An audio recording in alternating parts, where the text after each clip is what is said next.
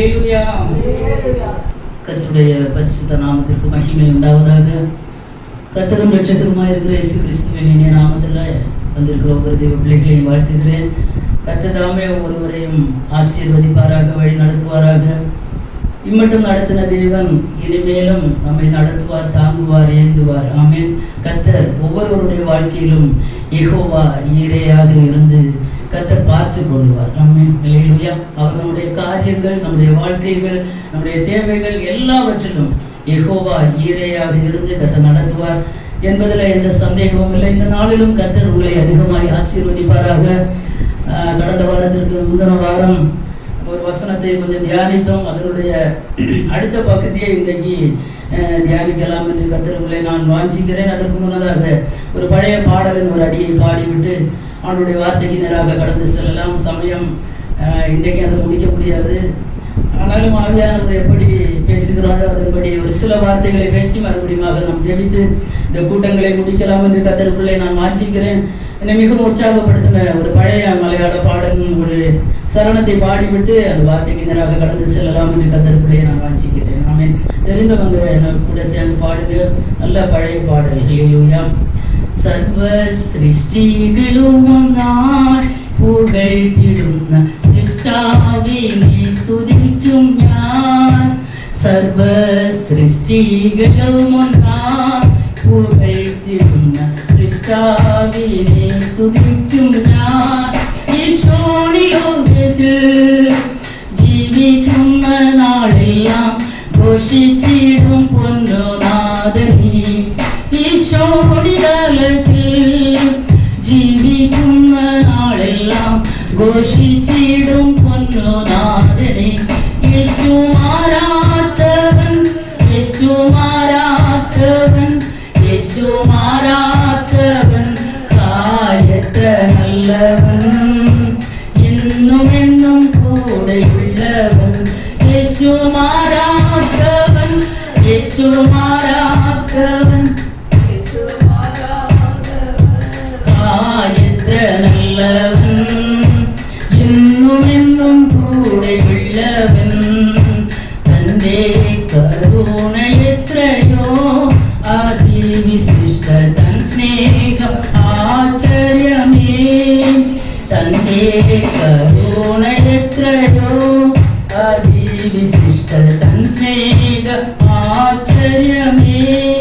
எல்லங்களும் என் அகத்தெங்கிலும் எல்லாம் அகற்றிய தந்தே ஸ்நேகத்தார். எல்லங்களும் என் அகத்தெங்கிலும் எல்லாம் அகற்றிய தந்தே ஸ்நேகத்தார்.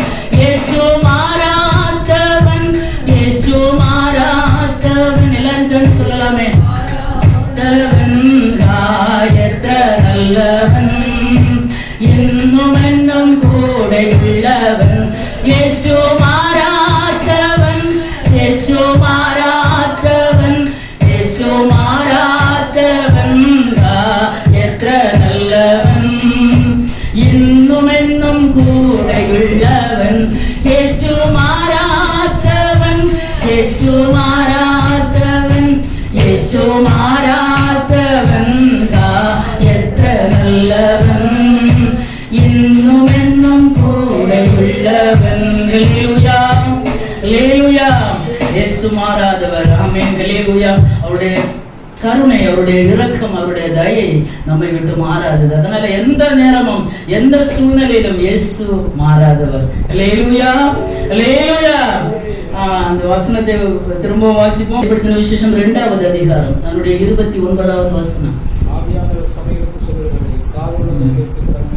ஆமென். அல்லேலூயா.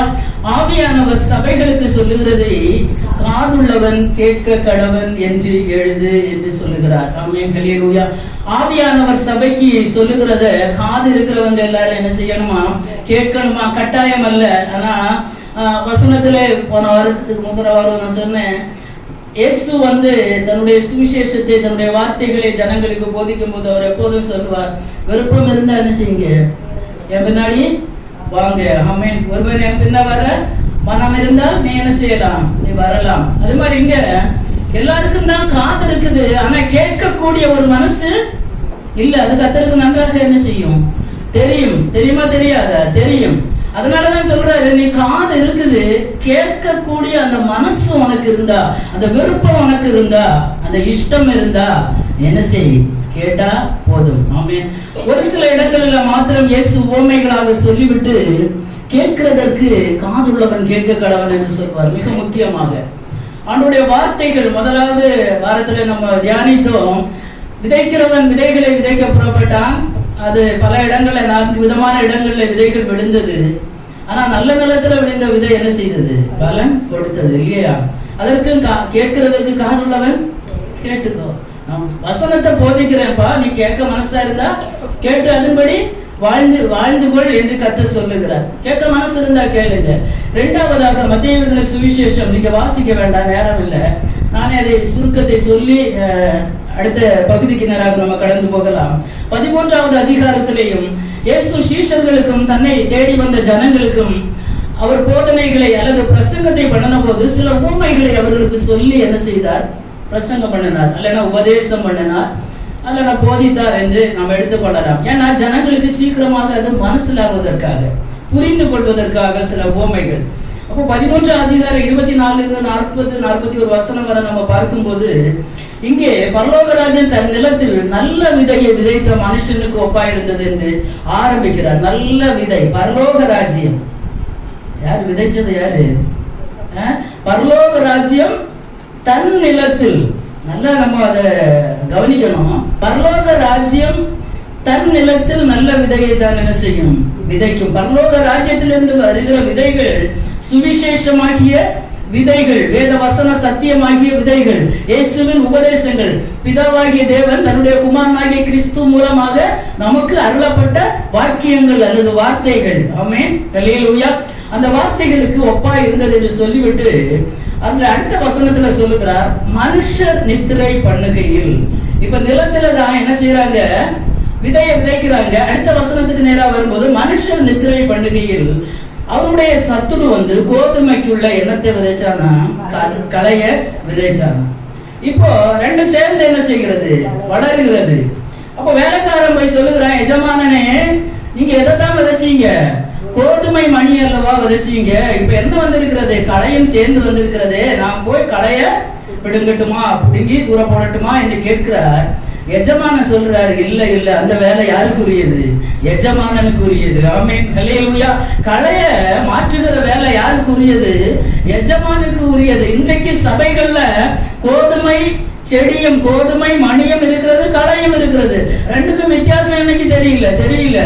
எல்லா அந்நிய பாஷை சொல்லுகிறது, எல்லாம் அல்லேலியா சொல்லுகிறது. எல்லா அல்லேலியா கூட்டத்துலதான் இருக்கிறது. ஆனா மனுஷகுமாரன் என்ன சொல்லுகிறார்? நீ களைய ஒண்ணும் செய்யாத, வளர விடு. இப்ப நீ களைய பிடுங்கினா அந்த மணியும் சேர்ந்து அந்த கோதுமை செடியும் என்ன செய்து போகும்? பிடுங்கப்பட்டு போகும். அதற்கு கேடு வரக்கூடாது. அதனால ரெண்டும் சேர்ந்து வளரட்டும். ஒரு நாள் இருக்கிறது. ஆமென். அதனால எது வரைக்கும் அது இருக்கட்டும்? அறுப்பு காலம் வரைக்கும் இருக்கட்டும். ஆமென், ஹல்லேலூயா. அப்ப இந்த இடத்துல கர்த்தர் ஒரு நியாய தீர்ப்பை குறித்ததான வார்த்தைகளை சொல்லிவிட்டு சொல்லுவார், கேட்கிறதற்கு காதுள்ளவன் கேட்க கடவன், கேட்கிறதற்கு காதுள்ளவன் கேட்க கடவன். அறுப்பு காலத்திலே நான் அறுக்கிறவர்களை நோக்கி முதலாவது என்னத்தை சொல்லுவேன்? களைகளை பிடுங்கி போடுங்க. ஆமென். என்ன செய்வாங்க? களைகளை பிடுங்கி சுட்டெறிகிறதற்கு கட்டுகளாக கட்டுங்கள், கோதுமை மணியையோ என் களஞ்சியத்தில் சேர்த்து வையுங்கள் என்பேன்.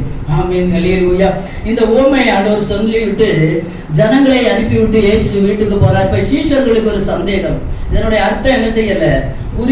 புரியாத உடனே இயேசுகிட்ட கேட்கிறாங்க, இயேசுவே இப்படி களையை பற்றிய ஒரு ஓமையை சொன்னீங்களே, அதை எங்களுக்கு விளக்கி சொல்லித்தாங்க, எங்களுக்கு அது புரியல அப்படின்னு கேட்கிற இயேசு ஒரு தாய் அல்லது ஒரு தகப்பன் ஒரு பிள்ளைக்கு வளர்க்கறது மாதிரி ஒவ்வொரு வேர்டுக்கும் வேர்ட் பை வேர்டா அதுக்கு அர்த்தத்தை, அதனுடைய மீனிங்கை சொல்லி கொடுக்கிறார். மிக ஆச்சரியமாக இருக்கிறது அந்த வார்த்தைகளை.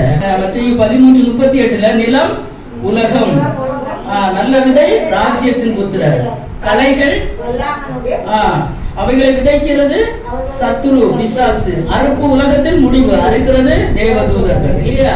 அதனால களைகளை சேர்த்து அக்னியினால் சுட்டரிக்கிறது போல இவ்வுலகத்தின் முடிவிலையும் நடக்கும். அப்படி சொல்லிவிட்டு 41வது வசனத்துல மனுஷகுமாரன் தம்முடைய தூதர்களை என்ன செய்வார்? அறுக்கிறதற்காக அனுப்புவார். அவர் என்ன செய்வார்? அவருடைய ராஜ்யத்தில் இருக்கிற சகல இடர்களையும் அக்கிரமம் செய்கிறவர்களையும் சேர்த்து அவர்களை அக்கினி சூளையிலே போடுவார்கள். அங்கே அழுகையும் பற்கடிப்பும் உண்டாயிருக்கும். 43வது வசனத்தை மாத்திரம் யாராவது வாசிங்க. அப்பொழுது நீதிமான்கள் தங்கள் பிதாவின் ராஜ்யத்திலே சூரியனைப் போல பிரகாசிப்பார்கள். கேட்கிறதற்கு காதுள்ளவன் கேட்க கடவன். ஆமென், அல்லேலூயா. அதை சொல்லிவிட்டு கர்த்தர் சொல்லுகிறார், கேட்கிறதற்கு காது உள்ளவன் கேட்க கடவன். நமக்கு எல்லாரும் நன்றாக தெரிந்த வேத பகுதி, அதனால அதை நாம் விளக்க விரும்பல. அதற்கு அடுத்தபடியாக ஒரு நியாய தீர்ப்பு இந்த உலகத்துல நம்ம விரும்பினாலும் விரும்பாவிட்டாலும் இந்த உலகத்தின் முடிவிலே ஒரு நியாய தீர்ப்பு எல்லா மனுஷனுக்கும் நியமிக்கப்பட்டிருக்கிறது. ஆமென், அல்லேலூயா. நியாய தீர்ப்பு, நியாயம் தீர்க்கிறவர் கர்த்தர். ஆமென். பிதாவாகிய தேவன் நியாயம் தீர்க்கிற அந்த பொறுப்பை யாருக்கு கொடுத்திருக்கிறார்? குமாரனாகிய கிறிஸ்துவுக்கு கொடுத்திருக்கிறார். ஆமென், அல்லேலூயா. ரெண்டு விதமான மனிதர்களை நம்ம பார்க்க முடியும். ரெண்டு விதமான மரணம். ஒன்று அக்கிரமங்களினாலும் பாவங்களினாலும் மரித்த உங்களை என்று பவுல் சொல்லுவார். அக்கிரமங்களிலும் பாவத்திலும் மரிச்சிருக்கிற ஒரு கூட்டம் இருக்குது. இன்னொன்று கர்த்தருக்குள் மரித்து அடக்கம் பண்ணப்பட்ட ஒரு கூட்டம். ஆமென், அல்லேலூயா. அந்த ஒரு கூட்டம் கர்த்தருக்குள்ளே உயிர்த்தெழும் போது அவர்களுக்கான ஒரு நியாய தீர்ப்பு ஒன்று எல்லாருக்குமே இருக்கிறது. நியாய தீர்ப்பு என்று சொல்லும் போது அதாவது பொல்லாதவங்க ரெண்டு புத்திரர்கள், ஒன்று ராஜ்யத்தின் புத்திரர், இன்னொன்னு யாரு? பொல்லாதவன் புத்திரர். ஆண்டவர் ரெண்டு சொல்லுதாரு. ஒண்ணு ராஜ்யத்தின் புத்திரர். ராஜ்யத்தின் புத்திரர் எந்த ராஜ்யத்துக்கு உரியவர்கள்? பரலோக ராஜ்யத்துக்கு உரியவங்க. அவங்கள சேர்த்து கொள்ளுவாங்க. அடுத்து பொல்லாங்கனுடைய புத்திரர். இந்த களைகளை விதைத்தானே சத்துரு, களையாக கொஞ்சம் வளர்ந்து கொண்டிருக்கிறதே, இது பொல்லாங்கனுடைய புத்திரர். இந்த ரெண்டுமே போய் நிக்க போகுது தேவ சமூகத்துல, இல்லையா? அவங்க செய்த நல்ல காரியங்கள் என்னென்ன செய்திருக்கிறோமோ எல்லாவற்றுக்கும் நியாய தீர்ப்பு கொடுக்கும் நாளிலே தேவ சமூகத்திலே போய் நிற்கிறோம். நம்ம வேற எதையுமே கொண்டு போக முடியாது, இல்லையா? தேவ சமூகம், நான் நிர்வாணியாய் வந்தேன், நிர்வாணியாய் அவ்விடத்திற்கு போவேன், எதையும் கொண்டு போக முடியாது. இங்க இருந்து நம்ம என்னென்ன செய்கிறோமோ தேவ சமூகத்திலே கர்த்தருக்கு பிரியமாய் வாழ்ந்து நல்லதை செய்தா தேவ சமூகத்திலே போய் அந்த ஆக்கினை தீர்ப்பு இல்லாதபடிக்கு தப்பித்துக் கொள்ள முடியும். பாவம் செய்கிறவர்களுக்குரிய அந்த ஆக்கினை தீர்ப்பு கர்த்தர் நியமிக்கப்பட்டிருக்கிறது மனுஷனுக்கு. அது யாரு என்ன சாக்கு போக்கு சொல்ல முடியாது. ஆமென், அல்லேலூயா. அதனால ஒரு நாளை கர்த்தர் நியமித்து இருக்கிறார். அப்போ ரெண்டு விதமான மனுஷர்கள், ஒண்ணு பொல்லாதனுடைய மனுஷன், இன்னும் ராஜ்யத்தினுடைய புத்திரர். அது மாதிரி 3 புத்தகங்களை கர்த்தர் திறக்கிறார் நியாய தீர்ப்புக்காக. ஒன்று ஜீவ புஸ்தகம், வாசிக்கலாம். வெளிப்படுத்தின விசேஷம் 20வது அதிகாரம் 12வது வசனம் மற்றும் 15வது வசனம். சீக்கிரமா சிறியோரையும் பெரியோரையும் அப்பொழுது புஸ்தகங்கள் திறக்கப்பட்டன. ஜீவ புஸ்தகம் என்னும் வேறொரு புஸ்தகம் திறக்கப்பட்டது. அப்பொழுது அந்த புஸ்தகங்களில் எழுதப்பட்டவர்களின்படியே மரித்தோர் தங்கள் கிரியைகளுக்கு தக்கதாக நியாய தீர்ப்பு அடைந்தார்கள். 15வது வசனம் கூட ஜீவ புஸ்தகத்தில் எழுதப்பட்டவனாக காணப்படாதவன் எவனோ அவன் அக்கினி கடலிலே தள்ளப்பட்டான். அல்லேலூயா. அப்போ மரித்தோராகிய பெரியோரும் சிறியோரும் கர்த்தருக்கு முன்பாக நின்ற போது புஸ்தகங்கள் திறக்கப்பட்டது. புஸ்தகங்கள் ப்ளூரல்ல சொல்லப்பட்டிருக்கு, ஒரு புஸ்தகம் கிடையாது. இதுல ஜீவ புஸ்தகத்தை பற்றி சொல்லப்பட்டிருக்கிறது.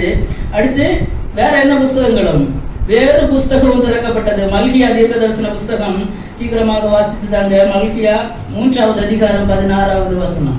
2வது பகுதி. கர்த்தருக்கு பயந்தவர்களுக்காகவும் அவருடைய நாமத்தை தியானிக்கிறவர்களுக்காகவும் ஞாபக புஸ்தகம் ஒன்று அவருக்கு முன்பாக. அப்போ ஒண்ணு the book of life, இன்னொன்னு the book of remembrance. Amen. the book of remembrance, ஒரு ஞாபக புஸ்தகம். நம்ம என்ன செய்கிறோமோ கர்த்தர் ஞாபகத்துல வைக்கிறதுக்காக ஒரு ஞாபக புஸ்தகத்தை வைத்திருக்கிறார். இது எல்லாவற்றுக்கும் மேலாக நம்ம கைகளில் தந்திருக்கிறதா இந்த வேத புஸ்தகம் நம்ம என்ன செய்யும்? நியாயம் தீர்க்கும். யோவான் எழுதின சுவிசேஷம் 12வது அதிகாரம் 48வது வசனத்தை வாசிங்க. என்னை தள்ளி என் வார்த்தைகளை ஏற்றுக்கொள்ளாதவனை நியாயம் தீர்ப்பு இருக்கிறது. நான் சொன்ன வசனத்தை அவனை கடைசி நாளில் நியாயம் தீர்க்கும். என்னது நியாயம் தீர்க்குமா? வசனம் எதுல இருக்கு? பரிசுத்த வேதாகமத்துல கர்த்தர் தந்திருக்கிறதான வார்த்தைகள். ஏன்னா நமக்கு இப்ப வேற எந்த புக்கும் இல்ல.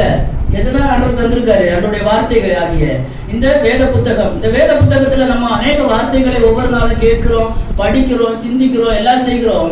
இதை அறிந்தும் அதன்படி செய்யாதவன் அநேக அடிகளுக்கு பாத்திரவானா இருப்பானாம். அப்ப இந்த வேத வசனம் ஒரு மனுஷன் என்ன செய்யுமா? நியாயம் தீர்க்குமாம். என்னை தள்ளி என் வார்த்தைகளை ஏற்றுக்கொள்ளாதவனே. இன்னைக்கு இயேசுவை ஏற்றுக்கொள்ளுங்கன்னு 4 பக்கங்களில் சுவிசேஷங்கள் அறிவிக்கப்பட்டு கொண்டிருக்கிறது. ஜனங்களுக்கு ஏற்றுக்கொள்ள மனம் இல்லை. அப்ப இந்த இயேசுவை தள்ளி இயேசுனுடைய சுவிசேஷத்தை ஏற்றுக்கொள்ளாதவர்களுக்கு ஒரு நியாய தீர்ப்பு இருக்கிறது. அது இந்த வேத புத்தகத்தின் அடிப்படையில் அந்த நியாய தீர்ப்பு இருக்கும்.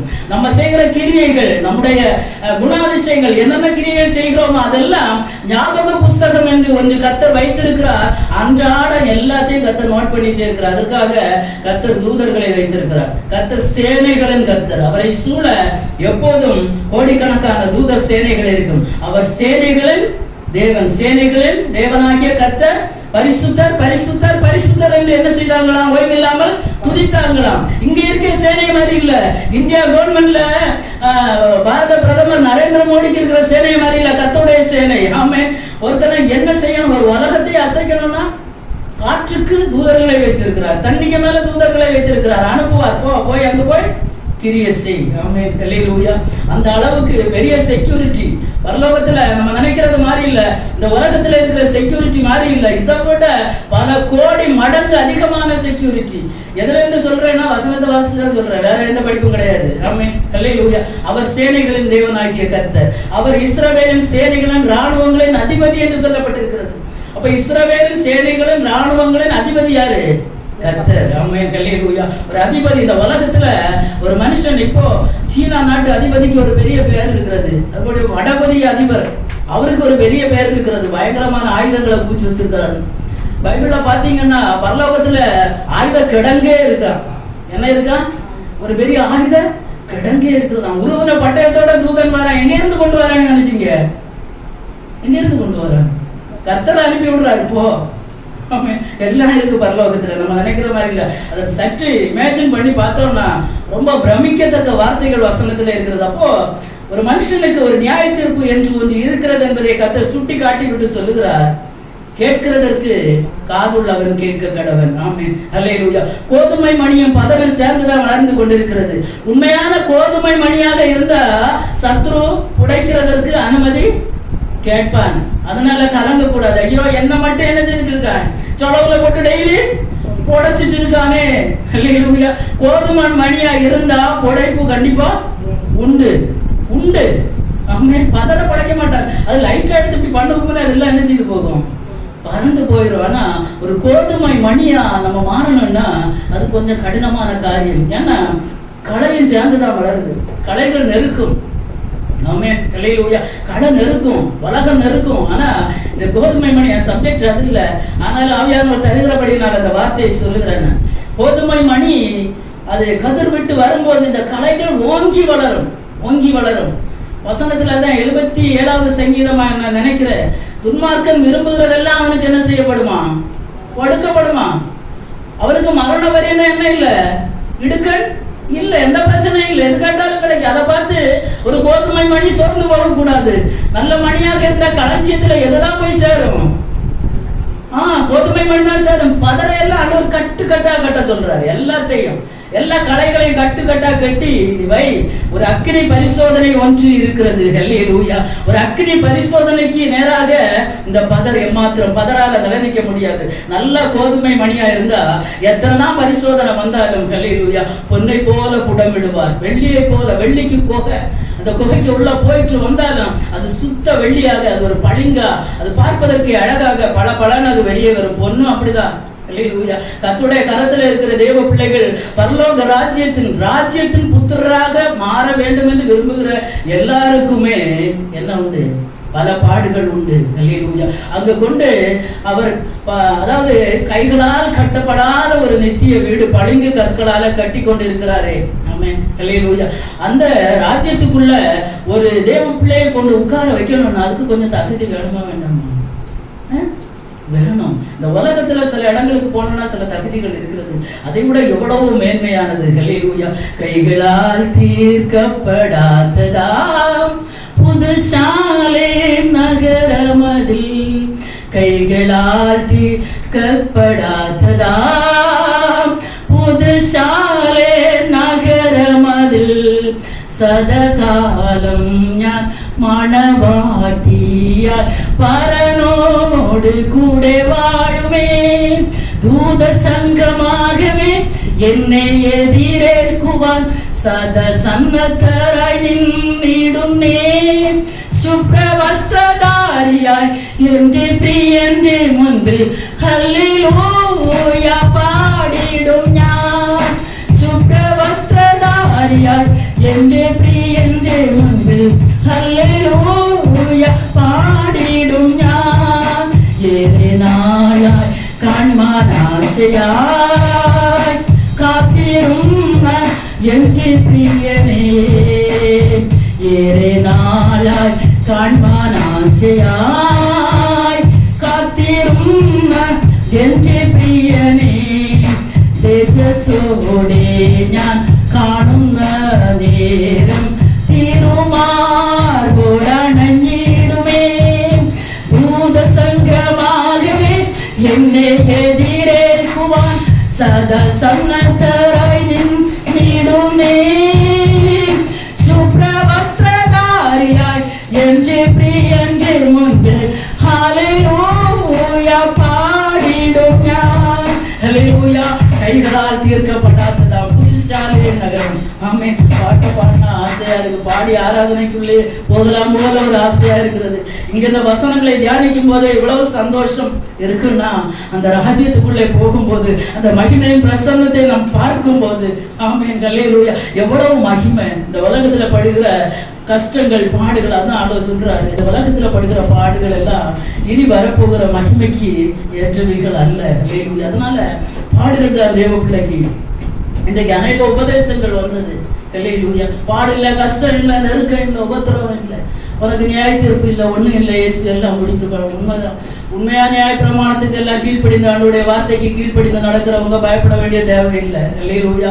கர்த்தர் நியாயம் தீர்க்கும் போது ஞாபக புஸ்தகத்துல நல்ல நல்ல காரியங்கள் இருக்கும். ஆனா என்னென்ன அநியாயம் செய்கிறோமோ, என்னென்ன ஆண்டவருக்கு பிரியமில்லாத கிரிகள் செய்கிறோமோ, நிறைய காரியங்கள் இருக்கிற வசனத்துல நேரம் இல்லை, எனக்கு எதுவுமே சொல்ல முடியாது, டைம் ஆகி விட்டது. அதனால நான் சும்மா இன்ட்ரோடக்ஷன் மட்டும் சொல்லி நம்ம ஜெபிக்க விரும்புகிறேன். கர்த்தருக்கு சித்தமான நாங்களும் உயிரோடு இருந்தால் அடுத்த வாரத்துல நம்ம அதை பார்க்கலாம். ஏன்னா உங்களுக்கு எல்லாருக்கும் போகணும், ஒரு இடத்துல இருந்து வந்திருக்கிறாங்க. ஹல்லேலூயா. இப்போ இவ்வளவு மகிமையான அந்த தேவ பிரசன்னத்தை உணரும் போதே இவ்வளவு சந்தோஷம்னா, அதற்குள்ள பிரவேசிக்க போறோம் என்கிற ஒவ்வொரு வச்சிரங்கள் இன்னைக்கு நமக்கு சாதாரண ஒரு வீட்டுல கூடி போனா ஒரு டெரஸ் இல்லைன்னா ஒரு ஓட்டு கட்டடம். ரொம்ப நல்லா இருக்கிறது என்ன வீடு தான், இந்த டெரஸ், இந்த சென்ட்ரிங் போட்ட வீடு, இதுதான் இந்த உலகத்துல. அதுல எதோ கொஞ்சம் ஆடம்பரமா பணத்துக்கு ஏற்ற மாதிரி டெக்கரேட் பண்ணி வாழ்ந்து கொண்டு இருக்கிறாங்க. ஆனா எல்லாம் வச்சிருக்கள் பதுமராகம், புஷ்பராகம், வைடூரியம், மரகதம், மாணிக்கம், கோமேதகம், ஹல்லேலூயா எப்படி இருக்கும். ஆமென். ஒரு சீயோன் குமாரத்திக்கு கர்த்தர் வைத்திருக்கிறது ஆசீர்வாதம். ஆனா இன்னைக்கு சீயோன் குமாரத்தி குறித்து சொல்லும் போது, சீயோன் குமாரத்தி என்ன செய்யறாளா, ஒய்யாரமா நடந்து கழுத்தை நெரிச்சு காலில் சிலம்பதிக்க நடந்து கொண்டு இருக்கிறாரா. இதை இன்னைக்கு பேசுறது யாரும் இல்லை. ஹல்லேலூயா. கர்த்தர் ஆயத்தம் பண்ணி வைத்திருக்கிற அந்த பரம கானானுக்குள்ளே போகிற சீயோன் குமாரத்தி எப்படி இருக்க வேண்டும். ஹல்லேலூயா. எப்படி இருக்கிற, ஒய்யாரமா நடக்கிறாங்க, கால சிலம்பலிக்க வேற கிடக்கிறாங்க, பிரச்சனை இல்லை, சிலம்பலிச்சாலும் பிரச்சனை இல்லை, கண்கள்னால் மறுட்டி பார்க்கிறாங்க, எல்லாம் இருக்கிறது. ஏசாயா 3 அதிகாரம் நினைக்கிறேன். ஹல்லேலூயா. ஒரு சீயோன் குமாரத்தியை கர்த்தர் பழுதற்ற ஒரு மணவாட்டியாக தனக்குன்னு அவர் ஏற்றுக்கொள்ளணும். அந்த மணவாட்டி எவ்வளவு துப்புரவாக, தூய்மையாக, பரிசுத்தமாக இருந்தால் மாத்திரமே அந்த பரலோக ராஜ்யத்துக்குள்ளே பிரவேசிக்க முடியும். உலகத்துக்கு ஏற்ற ஒரு வேஷம் தரித்து கொண்டு இருந்தோம்னா கைவிடப்பட்டவர்களாக போவோம். சபை ஒரு வேளை போதிக்காமல் இருக்கலாம். வேதம் சொல்லுகிறது, நீங்கள் இந்த பிரபஞ்சத்துக்கு ஒத்த வேஷம் தரியாமல் இருங்கள், தரியாமல் இருங்கள். ஆமென் ஹல்லேலூயா. தேவ பிள்ளைகளே, கர்த்தர் நமக்கு வைத்திருக்கிறதான அந்த மகிமையின் பிரசன்னத்தை உணர்ந்தவங்க இந்த உலகத்துல இருக்கிறதான ஆடம்பரங்களை விரும்ப மாட்டாங்க. அப்படிதானா? ஹல்லேலூயா. விரும்புவாங்களா? விரும்ப மாட்டாங்க. ஹல்லேலூயா. நம்ம எல்லாம் இந்த கற்கள்ல ஒன்னையாவது பார்த்திருக்கோமா? ஏதோ இந்த இது போன பொண்ணை மட்டும் பார்த்துருக்கோம், அவ்வளவுதானே. மற்றபடி எதை கோமேதகமா, வச்சிருக்கல்லா, பதுமராகம், புஷ்பராகம், வைடூரியம், மாணிக்கம், மரகதம் யாராவது பார்த்துருக்கீங்களா? நான் பார்த்ததே இல்லை. வைரம் ஒரு வேளை பார்த்துருக்கலாம், யாருக்காவது காத்திரையா கருத்துலையா இருக்கா, பணக்கார வீட்டு கல்யாணத்தில் ஒரு வேளை பார்த்துருக்கலாம். இதெல்லாம் கர்த்தர் விரும்பல. அவர் சொன்னார், சீயோன் குமாரத்தி இதெல்லாம் உனக்கு அடையாளம். ஆமென் ஹல்லேலூயா. ஒரு சீயோன் குமாரத்தின் மேல கர்த்தர் பரிசுத்தத்தை விரும்புகிறார். இன்னைக்கு எப்படியும் இருந்தால் போதும், ஏதோ ஜனங்கள் மனம் திரும்பினால் போதும், ரட்சிக்கப்பட்டு ஞானஸ்நானம் எடுத்தா போதும்னு சபை போதிக்கிறது. இல்ல இல்ல. அல்லேலூயா. ஒரு சீயோன் குமாரத்தி எப்படி இருக்கணும் என்று பைபிள் போதிக்கிறது. நீ இப்படி இருக்க கூடாது. நீ கண்ணுல மறுட்டி பார்க்காத. நீ பிறச்சிந்தாக்கள், தாயத்துகள், மூக்குத்திகள், மோதிரங்கள், அஸ்தகடகங்கள், கால சலம்பு இதெல்லாம் உனக்கு தேவையில்லை, தேவையில்லை. அல்லேலூயா. தேவ பிள்ளைகளே, கர்த்தருடைய நியாயத்தீர்ப்பு நாள் என்று ஒன்று வருகிறது. ஆமென். கர்த்தருக்கு முன்பாக எல்லாரும் போய் நிற்கதான் போறோம். நானும் போய் நிற்க போறேன். உங்களோட அதிகம் சொல்லுகிற எனக்கு தான். அல்லேலூயா. அதன்படி செய்யாதவன் அநேக அடிகளுக்கு பாத்திரவான் என்று சொல்லப்பட்டிருக்கிறது. நம்மால முடிந்தவரை மேக்சிமமா தேவ சமூகத்துல பரிசுத்தமாய் வாழ பிரயாசப்படணும். ஏன்னா விரும்பினாலும் விரும்பாவிட்டாலும் ஒரு நியாய தீர்ப்பு இருக்கிறது. ஒரு வசனத்தை கூட வாசிங்க. தானியேல் தீர்க்கதரிசன புஸ்தகம் 7வது அதிகாரம் அதனுடைய 9, 10 ஆகிய வசனங்கள். அந்த வசனத்தை வாசித்த போதே நான் ஆடி போனேன். அல்லேலூயா. வாசிங்க பார்க்கலாம். சிங்காசனம் வைக்கப்பட்டது. நீண்ட ஆயுசுடன் வீற்றிருந்தார். அவருடைய வஸ்திரம் உடைந்த மலையை போலவும் அவருடைய சிரசின் மயிர் வெண்மையாகவும் பஞ்சை போல துப்புரவாகவும் இருந்தது. அவருடைய சிங்காசனம் ஜுவாலையும் அதில் சக்கரங்கள் எரிகிற நெருக்கமாய் இருந்தது. அக்கினி நதி அவர் சன்னிதியில் புறப்பட்டு ஓடினது. 1000 பேர் அவரை சேவித்தார்கள். கோடானோடி பேர் அவருக்கு முன்பாக நின்றார்கள். நியாயசங்கம் உட்கார்ந்தது. புஸ்தகங்கள் திறக்கப்பட்டது. அல்லேலூயா. அல்லேலூயா. இந்த வசனத்தை வாசிக்கும் போதே அப்படியெல்லாம் கை கால்கள் நடுங்க ஆரம்பிச்சு. நான் பார்த்து கொண்டிருக்கையில் சிங்காசனங்கள் வைக்கப்பட்டது. நீண்ட ஆயுசுள்ளவர் வீற்றிருந்தார். அவருடைய வஸ்திரம் உறைந்த மழையை போலவும் அவருடைய சிரசின் மயிர் வெண்மையாகவும் பஞ்சை போலவும் துப்புரவாகவும் இருந்தது. அவருடைய சிங்காசனம் அக்கினி ஜுவாலையும் அதன் சக்கரங்கள் எரிகிற நெருப்புமாய் இருந்தது. அக்கினி நதி அவர் சந்நிதியில் இருந்து புறப்பட்டு ஓடினது. 1000 பேர் அவரை சேவித்தார்கள். கோடி பேர் அவருக்கு முன்பாக நின்றார்கள். நியாய சங்கம் உட்கார்ந்தது. புஸ்தகங்கள் திறக்கப்பட்டது. ஆமென். அல்லேலூயா. என்னென்ன புஸ்தகங்கள் சொன்னேன்? ஒன்னு ஜீவ புஸ்தகம், இன்னொன்னு ஞாபக புஸ்தகம், இன்னொன்னு பரிசுத்த வேதாகமம். கோடி பேர் 1000 பேர் அவருக்கு முன்னாக நின்றாங்க. நியாய சங்கம் உட்கார்ந்தது. ஜட்ஜ்மெண்ட் யார் யார் பண்ண போறாங்க எல்லாரும் வரிசையா என்ன செய்றாங்க? நியாயாசனத்துல உட்கார்ந்தாங்க. அதற்கு முன்னாக போய் நிற்கும் போது எவ்வளவு பரிசுத்தமாக, அல்லேலூயா, எவ்வளவு தேவ பக்தி உள்ளவர்களாக ஆண்டவர் அந்த இடத்துல நமக்கு எல்லாம் மறந்து போச்சு. ரட்சிக்கப்பட்ட நாள்ல இருந்து இன்னைக்கு இந்த நேரம் வரையில என்னென்ன செய்தானோ நமக்கு என்ன செய்யல, தெரியல. எல்லாம் ஞாபக புஸ்தகம் என்று ஒன்று இருக்கிறது. அல்லேலூயா. ஞாபக புஸ்தகத்துல நியாயம் விசாரிக்க இயேசு கிறிஸ்து சொன்னார், 12 அப்போஸ்தலர்களும் 12 சிங்காசனத்துல என்ன செய்வாங்களாம்? உட்கார்ந்து நியாயம் விசாரிப்பாங்களாம். ஒரு சங்கமே இருக்கிறது. இந்த உலகத்துல ஒரு கோர்ட்ல ஒரு ஜட்ஜ் நியாயம் விசாரிப்பாரு இல்லையா? நம்ம பார்த்தது கிடையாது. யாராவது பார்த்திருக்கீங்களா? அந்த கூண்டுக்குள்ள போய் நிக்கிறவர் எப்படி நிற்பாரு? என்ன சொல்ல போறாரு? தீர்ப்பு எப்படி வருமோ? அல்லேலூயா. தீர்ப்பு எப்படி வருமோ? நல்லா வந்தா பிரச்சனை இல்லை. தீர்ப்பு சாதகமா இல்லைன்னா அடுத்தது என்னதான்? ஜெயில் தான். அது ஜெயிலோட முடியும். அங்க சாப்பாடு போடுவாங்க. ஆனா பரலோகத்துல தீர்ப்பு பாதகமா வந்தேன்னா எரிகிற அக்கினி சூளை பதறையெல்லாம் கட்டாக கட்டி நியாய தீர்ப்புக்கென்று கர்த்தர் வைத்திருக்கிறார். அன்றைக்கு எல்லாம் சுட்டரிக்கப்படும். அக்கினிக்கு முன்பாக ஒன்றும் செய்ய முடியாது. எல்லாற்றையும் கர்த்தர் என்ன செய்வாராம்? அக்கினி கந்தகமும் எரிகிற கடலில் என்ன செய்வாராம்? தள்ளி விடுவாராம். அப்போ இந்த உலகத்துல எப்படி வாழ வேண்டும், எப்படி நடக்க வேண்டும், எதை செய்ய வேண்டும் என்பதை எல்லாம் பரிசுத்த வேதாகமம் நமக்கு போதிக்கிறது. ஆமென். இந்த உலகத்தை படைத்து உலகத்துல எல்லாவற்றையும் சகலத்தையும் சிருஷ்டித்த தெய்வம். ஆமென். இந்த உலகத்தையே படைத்து உருவாக்குற தெய்வம் எல்லாத்தையும் நமக்கு சுதந்திரமாக சொந்தமாக தந்திருக்கிறார். ஆனா இந்த கேடுகட்ட மனுஷன் தான் இருதயத்தை ஆண்டவருக்கு சொந்தமாக கொடுக்க இன்னைக்கு மறுக்கிற மனம் இல்ல. கர்த்தர் எல்லாவற்றையும் அகில உலகத்தையுமே படைத்து மனுஷனுக்கு ஃப்ரீயா தந்திருக்காரு. என்னப்பா நீ என்ன செய்ய? ஆண்டு கொள்ளுங்கள். ஆனா ஆண்டவர் நினைச்சா அந்த சின்ன இருதயத்துக்குள்ள அவர் வாலண்டரியா போய் என்ன செய்யலாம்? உட்காரலாமா? உட்கார கூடாதா? முடியும். ஆனா ஆண்டவர் அந்த அந்த சுதந்திரத்தை எடுக்கல. ஏன் தெரியுமா? ஆண்டவருக்கு கொஞ்சம் செல்ஃப் ரெஸ்பெக்ட் இருக்கு. அழையாத வீட்டுல அவர் என்ன செய்ய மாட்டார், போக மாட்டார். வெளிப்படுத்தின விசேஷம் 3:20 ஏதோ வாசப்படியும் என்று தட்டெல்லாம் செய்வேப்பா. உருவாக்குனதெல்லாம் நான் தான். உன்னை உருவாக்குனது பார்த்து அழகா உன்னை உருவாக்குனேன். ஒரு இருதயத்துல கூட எனக்கு இடம் தரலையே, என்ன ஏற்றுக்கொள்ளலையே. இயேசுவை ஏற்றுக்கொள்ளாமல் இயேசுவை உபதேசத்தை ஏற்றுக்கொள்ளாதவங்க அவர்களுக்காக ஒரு ஆக்கினை தீர்ப்பு ஒன்று இருக்கிறது. நியாய தீர்ப்பு. இதை ஏன் சொல்ல மறுக்கிறீங்க? சொல்லுங்க. சத்தியமா தேவ சமூகத்துல ஜனங்களுக்கு சொல்லும்போது இதான் சொல்லுங்க. காலம் சமீபமா இருக்கிறது. இயேசுவை ஏற்றுக்கொள், என்னை ஏற்றுக்கொள்ளாமல் என்னுடைய வார்த்தையை ஏற்றுக்கொள்ளாதவனுக்கு என்ன இருக்கிறது? ஒரு நியாய தீர்ப்பு ஒன்று இருக்கிறது. இன்னைக்கு இயேசுவை ஏற்றுக்கொள்ளல, மரியாதை ஏற்றுக்கொள்றாங்க. என்ன பரிதாபம், என்ன பரிதாபம்! யார் ஜீவனை கொடுத்தா? ஹல்லேலூயா! சிலுவையில யார் ரத்தம் சிந்தி ஜீவனை கொடுத்தா? ஆமென், ஹல்லேலூயா! யார் உங்களுக்காக ஒரு ஸ்தலத்தை ஆயத்தம் பண்ணி கொண்டிருக்கிறாங்க? இயேசுவின் தாயாருக்கு கொடுக்க வேண்டிய மரியாதையை கொடுங்க, இல்லைன்னு சொல்ல வரல.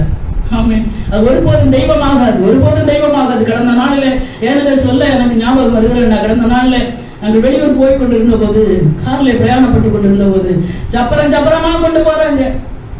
மாதா படத்தை வச்சு அதுக்கு மாலை போட்டு அதுக்கு பத்திய கொளுத்தி கிறிஸ்தவம் படுகிற பாடு.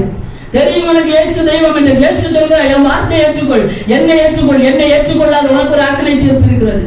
ஏன் ஏற்றுக்கொள்ள இன்னைக்கு முடியல? அவரால் முடியும். எல்லா அண்ட சராசரங்களை சிருஷ்டித்து மனுஷனுக்கு எல்லாவற்றையும் இலவசமாக தந்தாரே தெய்வம். இன்னும் ஆண்டுக்கோப்பா நீ ஏன் ஆண்டு? அந்த ஒரு மனுஷன் இவ்வளவா ஒரு பெரிய மனசுள்ள ஒரு தெய்வத்துக்கு ஒரு மனுஷனுடைய சின்ன இருதயத்துல இடம் கொடுத்த மனுஷனுக்கு மனம் இல்லை, மனம் இல்லை. அவர் நினைச்சிருந்தா எல்லா மனுஷனுக்கு இருதயத்துக்குள்ளேயும் போய் என்ன செய்திருக்கலாம்?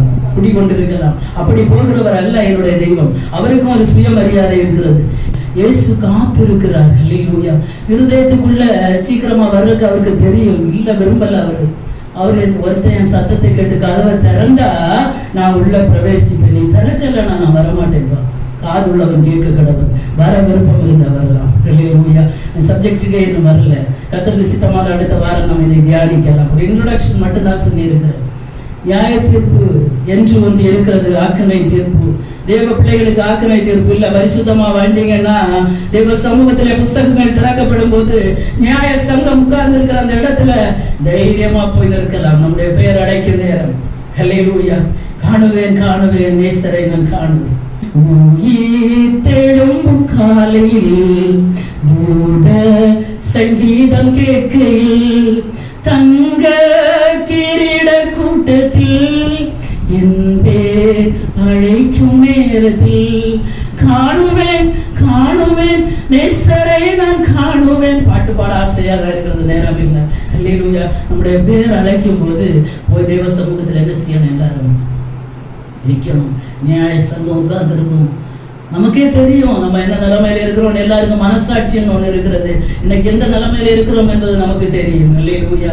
அந்த கைகளால் கட்டிடாத ஒரு நித்திய வீட்டுக்குள்ள பிரவேசிக்க ஆயத்தமா இருந்தோம்னா தைரியமா இருக்கலாம். கர்த்தர் வாசிப்பார். ஞாபக புஸ்தகத்தை திறக்க சொல்லுவார். ஃபர்ஸ்ட் ஜீவ புஸ்தகத்துல பேர் இருக்கான்னு பார்ப்பார். ஹல்லேலூயா! ஜீவ புஸ்தகத்துல பேர் இருந்த அடுத்து ஞாபக புஸ்தகம் என்று ஒன்று திறக்கப்படும். அந்த புஸ்தகத்துல நம்முடைய கிரியைகள் எல்லாம் அப்பட்டமாக வெளியரங்கமாக இருக்கும்.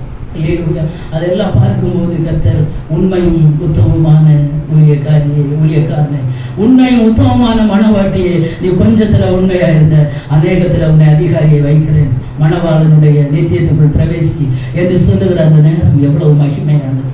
அதற்கு இந்த உலகத்துல சில காரியங்கள் இருக்கிறது, சில ரூல்ஸ் அண்ட் ரெகுலேஷன்ஸ் இருக்கிறது. யார் யாருக்கு நியாய தீர்ப்பு, எப்படி நியாய தீர்ப்பு இருக்கிறது, எப்படி இருந்தால் இந்த ஆக்கினை தீர்ப்பு இல்லை, எப்படி இருந்தால் ஆக்கினை தீர்ப்பு வருகிறது என்பதை அடுத்த வாரத்துல நம்ம பார்ப்போம். இந்த நாளில் ஒரு சுய பரிசோதனை செய்வோம். எல்லாவற்றையும் படைத்து சிருஷ்டித்து நமக்கு தந்த தெய்வம் தந்த மனிதனை நோக்கி கெஞ்சுகிறார், கதவை தட்டுகிறார். தட்ட வைக்க கூடாது. ஹல்லேலூயா! வாங்கப்பா, நீங்க தான் என்ன உருவாக்குனீங்க. ஒவ்வொரு அவயவத்தையும் பார்த்து பார்த்து உருவாக்குனீங்களே. இந்த இருதயத்துல இன்னைக்கு மனுஷனுக்கு இந்த தெய்வத்துக்கு இடம் கொடுக்க மனம் இல்லை, மனம் இல்லை. வாலண்டியா வந்து உட்கார மாட்டார். ஹல்லேலூயா! வாலண்டியா வந்து உட்கார மாட்டார். தட்டுவார். திறக்கலன்னா அடுத்த வீட்டு கதவை போய் தட்டுவார்.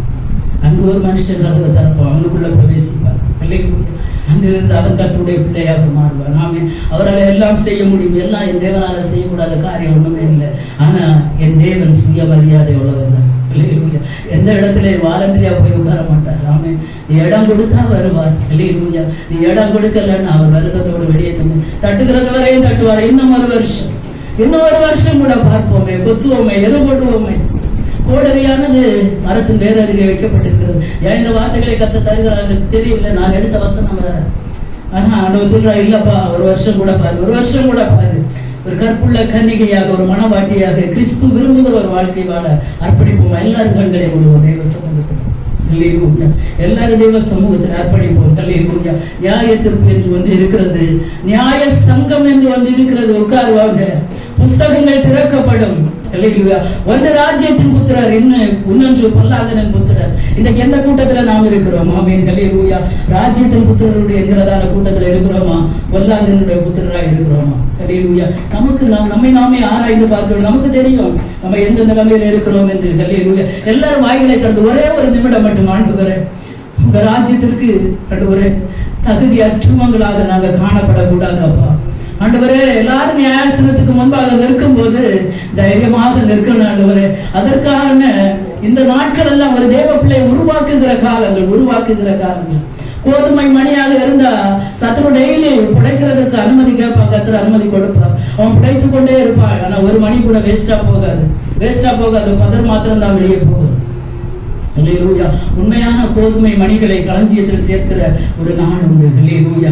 ஒரு நாள் உண்டு. அந்த நாளுக்காக கர்த்தர் வாஞ்சையோடு காத்திருக்கிறார். ஒவ்வொரு தேவ பிள்ளைகளும் அந்த நாளுக்காக காத்திருக்க வேண்டும். ஆமென். அல்லேலூயா.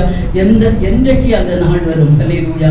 என்றைக்கு அந்த நாள் வரும்? என்றைக்கு அந்த ராஜ்யத்திலே நான் பிரவேசிப்பேன்? அல்லேலூயா. இயேசுவோடு கூட வாழ்கிற அந்த நாளுக்காக காத்திருக்கணும். பரிசுத்தமா காத்திருக்கணும். ஏதோ உலக வேஷத்தோடு காத்திருந்த கடைசியில ஏமாந்து போக கூடாது. சபை சொல்லலன்னு யாரும் சொல்லக்கூடாது. அல்லேலூயா. ஒரு சீயோன் குமாரத்தி எப்படி இருக்கணும்? ஆமென். வசனம் போதிக்கிறது, சபை போதிக்கிறதோ இல்லையோ. அல்லேலூயா. சீயோன் குமாரத்தி எப்படி இருக்கணும்? உள்ளாக பூரண அழகுள்ளவள். ஆமென். அவளை பார்க்கும்போது கர்த்தர் சொல்லணும், என் பெரியமே நீ பூரண ரூபவதி, உன்னில பழுது ஒன்றும் இல்லை. ஆமென். எந்த பழுதும் இல்லப்பா, எந்த பழுதும் இல்லை. அல்லேலூயா. அந்த மகிமைக்குள்ளே நீ பிரவேசி என்று கர்த்தர் சொல்லும்படியான ஒரு வாழ்க்கை நம்முடைய வாழ்க்கையில வேணும். எனக்கு கொஞ்ச காலம் தான். ஆமென். எந்த நேரத்திலும் கர்த்தருடைய வருகை இருக்கலாம். ஆமென். வருகைக்கு முன்னதாக ஆயத்தப்பட வேண்டிய சில காரியங்கள். ஆமென். செப்பனிடப்பட வேண்டிய சில பலிபீடங்கள், இன்னைக்கு உடைந்து போயிருக்கிற பலிபீடங்கள். ஆமென். செப்பனிடப்பட வேண்டிய இடங்களை செப்பனிட வேண்டும் தேவ பிள்ளை.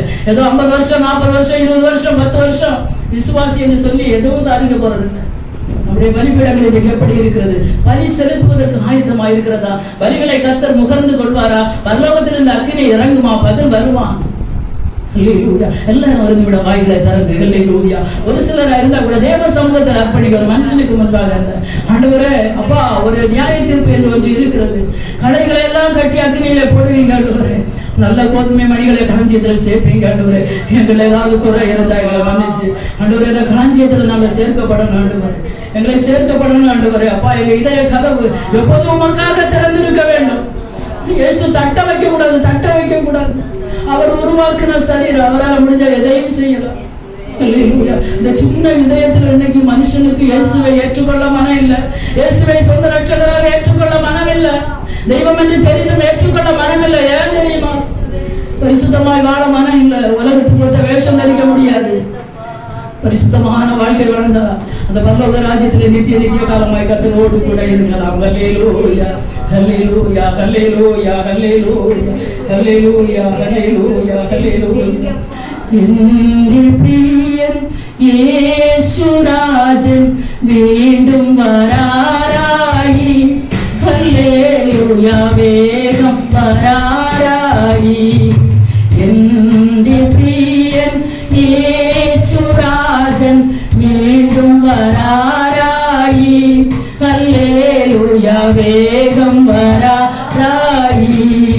1000 அதிசுகுமாரனவன் எனக்கும் அதிசுகுமாரனவன். என் பிரியன் இயேசுராஜன் மீண்டும் வராராயி.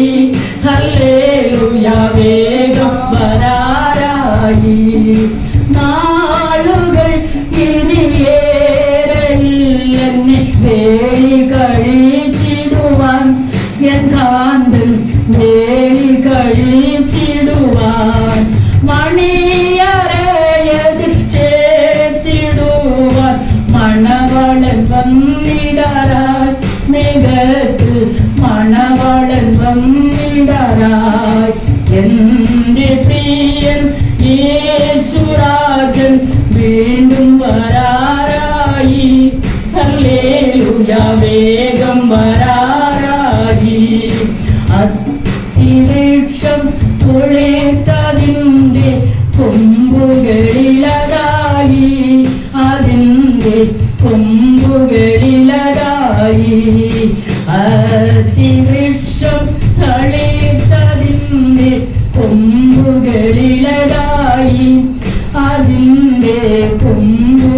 കൊമ്പുകളിലതാകി അടുത്തുവേ കൊള്ളുക വാതിലടയ്ക്കാരായി കൃപയുടെ വാതിലടയ്ക്കാരായി എന്റെ പ്രിയൻ യേശുരാജൻ വീണ്ടും വരാറായി ഹല്ലേലൂയ വേഗം വരാറായി ആമേൻ ഹല്ലേലൂയ എന്റെ പ്രിയൻ യേശുരാജൻ ആമേൻ இயேசு சீக்கிரமாக வரப்போகிறார் ஹல்லேலூயா அத்தி துளிர்க்கும் போது ஹல்லேலூயா அத்தி துளிர்க்கும் போது அத்தி மரத்திலே துளிர் விடுகிறதை நீங்கள் காணும்போது அவருடைய வருகை மிக சமீபமாக இருக்கிறது என்பதை உணர்ந்து கொள்கிறது கர்த்தர் சொல்லுகிறார் ஹல்லேலூயா நாட்கள் இனி ஏற இல்லை ஹல்லேலூயா இனி அதிக நாட்கள் இல்லை இயேசு மணவாளன் நம்மை சேர்த்துக் கொள்ளும்படியாக அதிக நாட்கள் இல்லை ஆகவே தேவ பிள்ளைகளை தேவ சபையை விழிப்போடு கூட இருங்க ஹல்லேலூயா எந்த நேரத்திலும் மணவாளன் ஆகிய கிறிஸ்து தன்னுடைய மணவாட்டியை சேர்த்துக் கொள்ள வரலாம் ஹல்லேலூயா மணவாட்டி எப்படி இருக்க வேண்டுமா பரிசுத்தமான ஒரு மணவாட்டி